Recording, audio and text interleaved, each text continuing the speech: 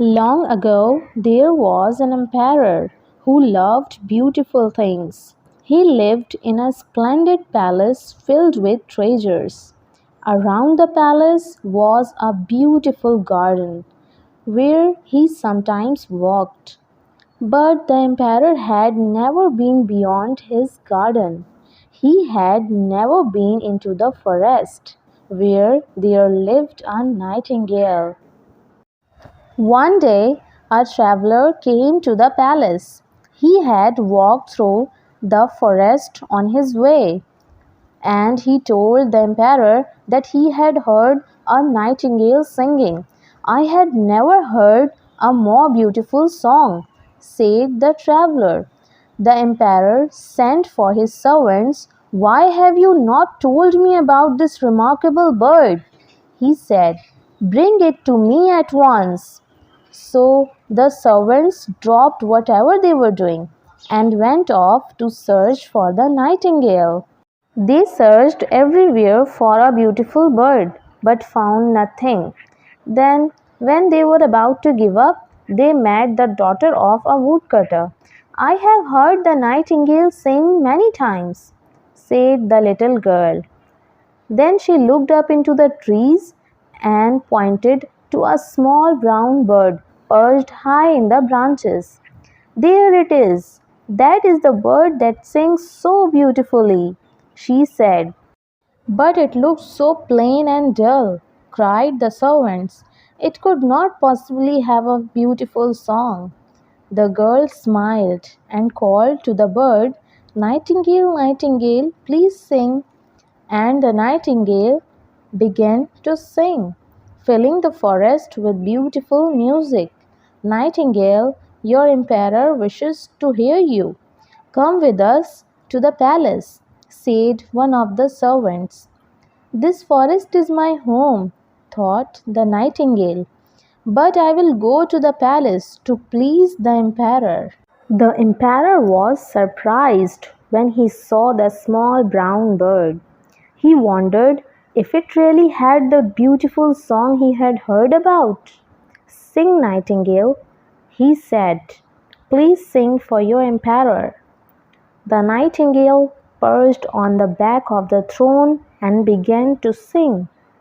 Tears of joy rolled down the emperor's face. Never before had he heard such a beautiful sound. "My song has pleased the emperor," thought the nightingale. "That is a rich reward." The nightingale was given a golden cage with a golden perch, and every night the little brown bird sang for the emperor.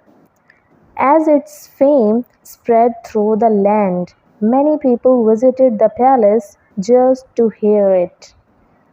The nightingale missed its home in the forest, but it stayed in the palace for many months. Then one day a package was delivered to the palace. When the emperor opened it, he found a toy nightingale covered in precious jewels. The emperor wound up the toy bird, and a lovely song poured out of the golden beak. The emperor was delighted with the new nightingale. It was beautiful to look at, and it never grew tired. The emperor listened to the toy bird day and night. When at last the emperor remembered the real nightingale, he went to its cage, but the bird had gone. It had flown back to the forest, sad that the emperor no longer wanted to listen to its song. No one seemed to care that the real nightingale had gone. "This toy bird is truly beautiful," said the emperor. "That another one could sing, but it looked dull and plain." So the toy bird was given the golden cage that had been made for the little brown nightingale. The toy bird made the emperor very happy. For a year and a day it sang, sang, and sang. But one night there was a loud pin. inside the toy bird, and the singing suddenly stopped. Toy makers came from all over the land to try to repair it, but nothing could make it sing again. The emperor was so unhappy that he became ill.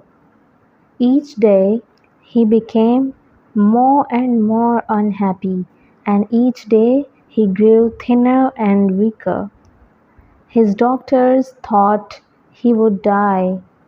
One evening he asked his servants to bring the toy nightingale to his bedside so that he could look at it.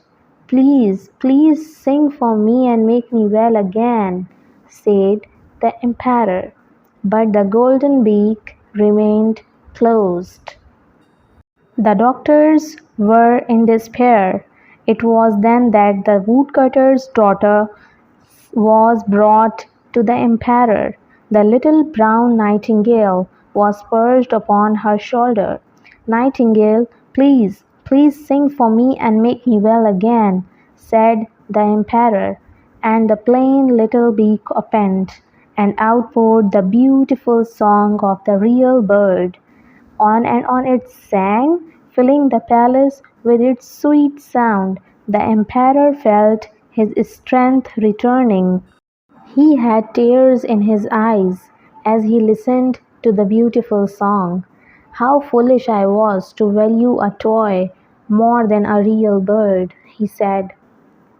From that day on, the little brown bird often came to the palace to sing for the emperor, and they were both contented for the rest of their lives.